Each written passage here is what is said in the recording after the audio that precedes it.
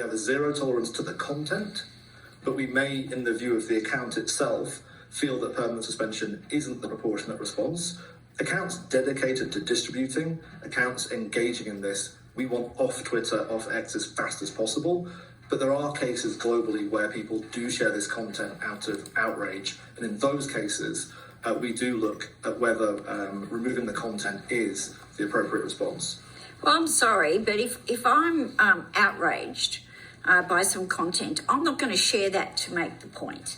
But what I would do is, if I am a consumer of that type of material, you're now just saying, if I just share that in the pretense that I'm outraged, that's okay. Well, it's actually a crime. It's a crime, and it should be suspended permanently. There is no excuse whether you're posting something through outrage, which to me just is not logical, that your account should not be permanently suspended. You can see why we don't have a lot of faith and trust in what you're telling us here today.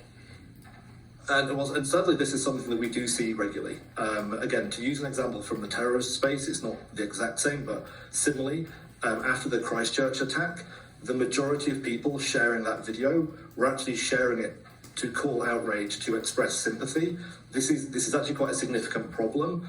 When you look at the research from groups like the Internet Watch Foundation. But they should be suspended anyway. There is no excuse for resharing that sort of material, whether it's related to terrorism or whether it's child exploitation. If somebody's sharing that material, they're still sharing it. It doesn't matter why they're doing it, they should be suspended. That's the only way that you're going to enable people to have confidence of what's happening on social media platforms and what's happening now on X.